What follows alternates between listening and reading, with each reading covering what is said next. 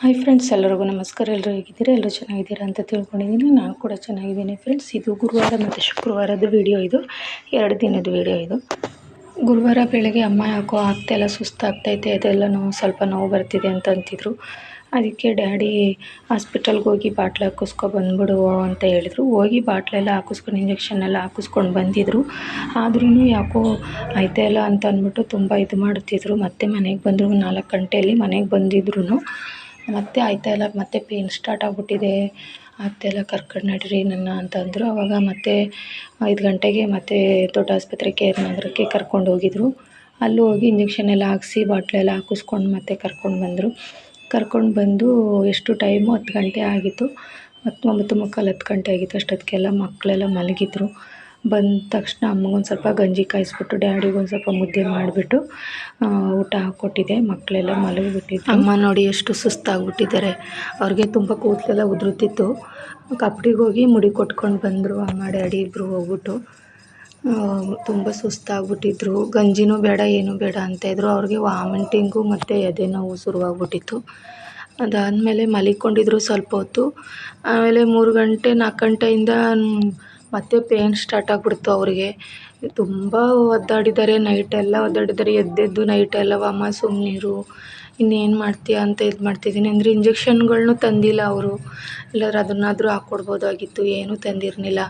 ಅದಾದಮೇಲೆ ಬೆಳಗ್ಗೆನೇ 6 ಗಂಟೆಗೇ ಒಂದು ಬಸ್ ಇರುತ್ತೆ. ಅದಕ್ಕೆ ರೆಡಿಯಾಗಿ ಡ್ಯಾಡಿ ಅಮ್ಮನ ಕರ್ಕೊಂಡು ಮೈಸೂರಿಗೆ ಹೋಗ್ತೀನಿ ಅಂದ್ಬಿಟ್ಟು ಹೋದರು ಅವರು.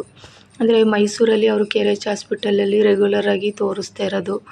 ಹಂಗಾಗಿ ಅವರು ಮೈಸೂರಿಗೆ ಕರ್ಕೊಂಡು ಹೋಗ್ತೀನಿ, ಅಡ್ಮಿಟ್ ಮಾಡೋದಿದ್ರೆ ಮಾಡೋಕ್ಕಾಯ್ತದೆ ಅಂದ್ಬಿಟ್ಟು ಪಾಪ ಡ್ಯಾಡಿ ಕರ್ಕೊಂಡೋದ್ರು. ಒಂದೇ ಓಡಾಡಬೇಕು ಪಾಪ ಡ್ಯಾಡಿನೇ ಅಮ್ಮನ ಕರ್ಕೊಂಡು ಓಡಾಡಬೇಕು.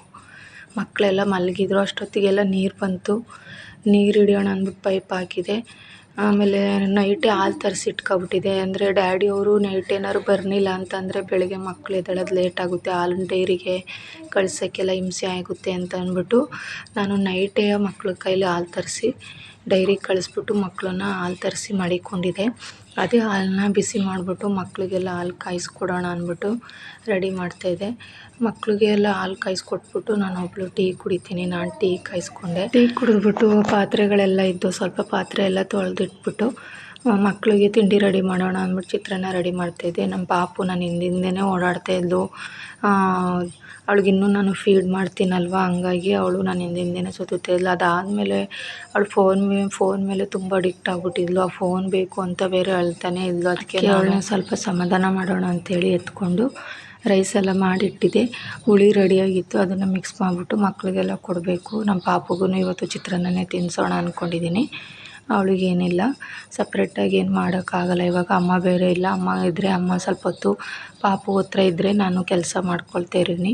ಅಮ್ಮ ಇಲ್ಲ ಅಂದರೆ ಇವಾಗ ಕೆಲಸ ಮಾಡ್ಕೊಳ್ಳೋಕ್ಕೆ ತುಂಬ ಹಿಂಸೆ ಆಗುತ್ತೆ. ಮಿಕ್ಸ್ ಮಾಡಿಬಿಟ್ಟು ರೈಸ್ಗೆ ಹುಳಿ ಮಿಕ್ಸ್ ಮಾಡಿಬಿಟ್ಟು ಚಿತ್ರಾನ್ನದ ಹುಳಿನ ಮಕ್ಕಳಿಗೆಲ್ಲ ಕೊಟ್ಟೆ. ಮಕ್ಕಳೆಲ್ಲ ತಿಂದ್ಕೊಂಡು TV ನೋಡ್ತಾ ಕೂತಿದ್ರು. ಪಾಪುಗೂ ಚಿತ್ರಾನ್ನನೇ ತಿನ್ನಿಸ್ಬಿಟ್ಟು ಅವಳನ್ನ ಮಲಗಿಸ್ಬಿಟ್ಟು ಅಡುಗೆಗೆ ಮಧ್ಯಾಹ್ನಕ್ಕೆ ಅಡುಗೆ ರೆಡಿ ಮಾಡ್ಕೊಳ್ಳೋಣ ಅಂತ ಹೇಳ್ಬಿಟ್ಟು ತರಕಾರಿ ಕಟ್ ಮಾಡ್ತಾಯಿದ್ದೆ. ಸ್ವಲ್ಪ ತರಕಾರಿ ಸಾಂಬಾರು ಮಾಡಿದ್ರೆ ಸ್ವಲ್ಪ 2 ಟೈಮ್ಗಾದರೂ ಆಗುತ್ತೆ ಅಂಥೇಳಿ ತರಕಾರಿ ಸಾಂಬಾರನ್ನೇ ಮಾಡ್ತಾಯಿದ್ದೆ ನಾನು. ಬೇಳೆ ತರಕಾರಿ ಎಲ್ಲ ಹಾಕಿ ಒಂದೇ ಸಲ ಮೇಲೆ ಬೇಯಿಸ್ಬಿಟ್ಟು ಮಸಾಲೆ ಖಾರ ಎಲ್ಲ ಹಾಕಿ ಇವಾಗ ಒಗ್ಗರಣೆ ಕೊಟ್ಕೊಳ್ತಾ ಇದ್ದೀನಿ. ಒಗ್ಗರಣೆ ಕೊಟ್ಕೊಂಡು ನಾನು ಒಗ್ಗರಣೆಗೆ ಖಾರದ ಪುಡಿನೂ ಸಹ ಹಾಕಿ ಒಗ್ಗರಣೆ ಕೊಟ್ಕೊಡ್ತೀನಿ ಲೈಟಾಗಿ. ಅಮ್ಮನ ಫೋನ್ ಮನೇಲೆ ಬಿಟ್ಬಿಟ್ಟು ಹೋಗಿದ್ರು. ಡ್ಯಾಡಿಗೆ ಫೋನ್ ಮಾಡ್ತಾನೆ ಇದ್ವಿ. ಅಮ್ಮ ಹೇಗೈತೆ ಡ್ಯಾಡಿ, ಇವಾಗ ಹೇಗಿದ್ದಾರೆ ಅಂತೇಳಿ. ಆಮೇಲೆ ಅವರು ಡಾಕ್ಟ್ರು ಬಂದಿದ್ದರು, ನೋಡಿದ್ರು, ಸ್ಕ್ಯಾನಿಂಗ್ ಎಲ್ಲ ಬರೆದಿದ್ದಾರೆ ಅಂತೆಲ್ಲ ಹೇಳ್ತಾಯಿದ್ರು.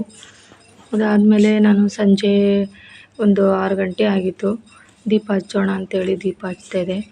ಅಮ್ಮ ಆ ಕಡೆ ಹುಷಾರಿಲ್ಲದೆ ಹಾಸ್ಪಿಟಲ್ಗೆ ಹೋಗೋರೆ, ನಾವು ಹಾಗೆ ಕುತ್ಕೊಳ್ಳೋದು ಬೇಡ ಅಂದ್ಬಿಟ್ಟು ಸ್ನಾನ ಮಾಡಿಕೊಂಡು ಮಕ್ಕಳಿಗೆಲ್ಲ ಸ್ನಾನ ಮಾಡಿಸ್ದೆ. ಮನೇಲೂ ಸಹ ದೀಪ ಹಚ್ಬಿಟ್ಟು ಶುಕ್ರವಾರ ಆಗಿತ್ತು.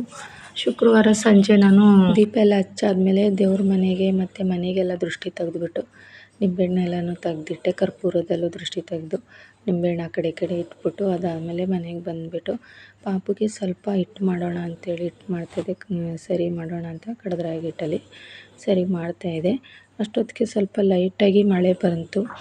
ಮಳೆ ಸ್ವಲ್ಪ ಲೈಟಾಗಿ ಬಂತು, ಅಂತ ಅಷ್ಟು ಜೋರೇನಿರಲಿಲ್ಲ. ಒಂದು 1/4 ಗಂಟೆ ತನಕ ಬಂತು. ಈ ವರ್ಷದ ಮೊದಲನೇ ಮಳೆ. ಆದಮೇಲೆ ಸಡನ್ನಾಗಿ ಕರೆಂಟ್ ಹೊಂಟೋಗ್ತು. ಒಂದು 5 ನಿಮಿಷ ಕರೆಂಟ್ ತೆಗ್ದಿದ್ರು. ಕರೆಂಟ್ ಬಂದಮೇಲೆ ಊಟ ಹಾಕ್ಕೊಡೋಣ ಮಕ್ಳಿಗೆಲ್ಲ ಅಂದ್ಬಿಟ್ಟು ವೆಯ್ಟ್ ಮಾಡ್ತಾಯಿದ್ವಿ. ಕರೆಂಟ್ ಬಂತು, ಎಲ್ಲರೂ ಊಟ ಮಾಡ್ತಾಯಿದ್ರು. ಎಲ್ರಿಗೂ ನನ್ನ ಮಗಳಿಗೆ ಊಟ ಮಾಡಿಸ್ಬಿಟ್ಟು ಇಬ್ಬರು ಕೇರ್ನಗರದಲ್ಲಿದ್ದೀವಿ ಅಂತ ಹೇಳಿದ್ರು. ಫೋನ್ ಮಾಡಿದ್ವಿ. ಅಷ್ಟೊತ್ತಿಗೆ ಮುದ್ದೆ ತೆಗೆದಿಟ್ಬಿಡೋಣ ಅಂತೇಳಿ ಮುದ್ದೆಗೆ ಇಟ್ಟಿದೆ. ಅಂದರೆ ಪಾಪು ಅಷ್ಟೊತ್ತು ಮಲಿಕೊಬಿಡ್ತಾಳೆ. ಅವ್ರು ಬಂದಾಗ ಪಾಪು ಮಲಗಿಸ್ತಾ ಕೂತ್ಕೊಂಡ್ರೆ ಕೆಲಸ ಮಾಡ್ಕೊಳಕ್ಕಾಗಲ್ಲ ಅಂತ ಹೇಳ್ಬಿಟ್ಟು ಮುದ್ದೆ ಮಾಡಿಟ್ಬಿಟ್ಟೆ. ಬಂದಾಗ ಅಮ್ಮನಿಗೆ ಸ್ವಲ್ಪ ಬಿಸಿ ಬಿಸಿಯಾಗಿ ಗಂಜಿ ಮಾಡಿಕೊಡೋಣ ಅಂತ ಹೇಳ್ಬಿಟ್ಟು ಮುದ್ದೆ ಮಾಡಿ ಇಟ್ಬಿಟ್ಟೆ ನಾನು. ಆಮೇಲೆ ಅವರು ಬಂದಾಗ 10 ಗಂಟೆ ಆಗಿತ್ತು. ಆಟೋ ಮಾಡಿಕೊಂಡು ಬಂದರು. ನನ್ನ ತಂಗಿ ಫೋನ್ ಮಾಡಿದ್ಲು, ಮಾತಾಡ್ತಾಯಿದ್ರು.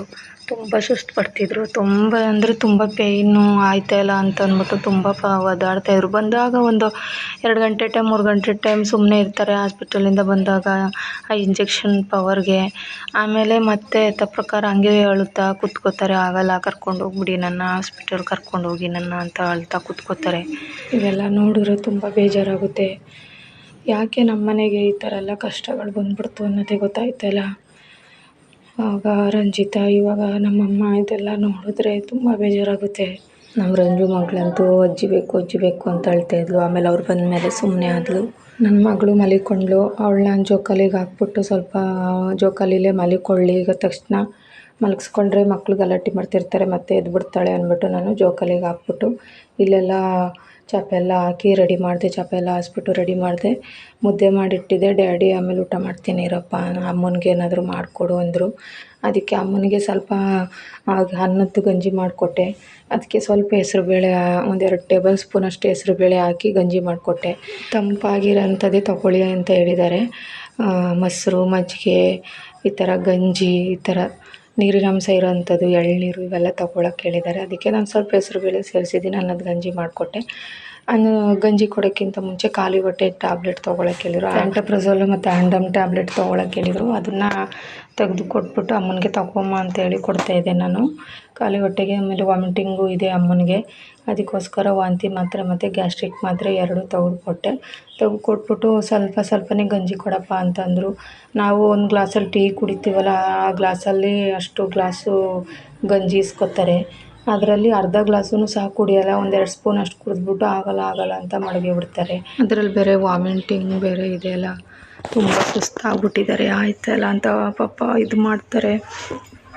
ಅದಾದಮೇಲೆ ಕೆಂಡು ಸೋಪ್ ತಗೊಳ್ತೀನಿ, ಕೆಂಡ ಮಾಡಿಕೊಡಪ್ಪ ಅಂತ ಅಂದರು. ಅದಕ್ಕೆ ಕೆಂಡ ಮಾಡ್ತಾಯಿದ್ದೆ. ಇಜ್ಜಲಿತ್ತು ಮನೇಲಿ, ಇಜ್ಜಲು ತೊಗೊಂಡು ಕೆಂಡ ಮಾಡ್ತಾಯಿದ್ದೆ. ಅಮ್ಮನಿಗೆ ಸೋಪ್ ತಗೊಟ್ಬಿಡೋಣ ಅಂತೇಳಿ ರೆಡಿ ಮಾಡ್ಕೊಳ್ತಾ ಇದ್ದೆ ನಾನು ಗ್ಯಾಸಲ್ಲಿ. ಪಾಪು ಅಲ್ಲೇ ಜೋಕಾಲಿಲೇ ಮಲಗಿಬಿಟ್ಟಿದ್ಲು. ಅದಕ್ಕೆ ಹೊರಗಡೆನೇ ತಗೊಳ್ತೀನಿ ಕೊಡಪ್ಪ, ನಾನೇ ತಗೋತೀನಿ ಅಂತ ಅಂದ್ಬಿಟ್ಟು ಇದು ಮಾಡ್ತಾಯಿದ್ರು ಅಮ್ಮ. ಹೊರಗಡೆ ಎಲ್ಲ ಇಟ್ಕೊಟ್ಟೆ, ಎಲ್ಲ ರೆಡಿ ಮಾಡಿಕೊಡ್ತಾಯಿದ್ದೆ ನಾನು. ಕೆಂಡ ಮತ್ತು ಅದು ಸಾಂಬ್ರಾಣಿ, ಅರಿಶಿನ, ಒಂದು ಸ್ವಲ್ಪ ನೀರು ತಗೊಂಡು ಅದಕ್ಕೆ ಸ್ವಲ್ಪ ಅರಿಶಿನ ಎಲ್ಲ ಮಿಕ್ಸ್ ಮಾಡಿಬಿಟ್ಟು ಒಂದು ತಟ್ಟೆಯಲ್ಲಿ ಅದೆಲ್ಲ ರೆಡಿ ಮಾಡಿಕೊಡ್ತಾಯಿದ್ದೆ. ಅದಾದಮೇಲೆ ಹೊರಗಡೆ ಎಲ್ಲ ಇಟ್ಬಿಟ್ಟು ಎಲ್ಲ ರೆಡಿ ಮಾಡಿಕೊಟ್ಬಿಟ್ಟು ಅಮ್ಮಂಗೆ ನಾನೇ ಸೋಕೆಲ್ಲ ತಗೊಟ್ಟೆ. ತುಂಬ ಬೇಜಾರಾಗುತ್ತೆ ಇದೆಲ್ಲ ನೋಡಿದ್ರೆ. ಪಾಪ ಸ್ಟಾರ್ಟಿಂಗು ನಮಗೆ ಈ ಥರ ಒಂದು ಪ್ರಾಬ್ಲಮ್ ಐತೆ ಅಂತ ಗೊತ್ತಾಗೋಕ್ಕಿಂತ ಮುಂಚೆ ಹಿಂಗೇ ಪೇಯ್ನ್ ಬರ್ತಿದ್ದಿದ್ದು. ಅದನ್ನೆಲ್ಲ ನೆನೆಸ್ಕೊಂಡ್ರೆ ತುಂಬ ಬೇಜಾರಾಗುತ್ತೆ.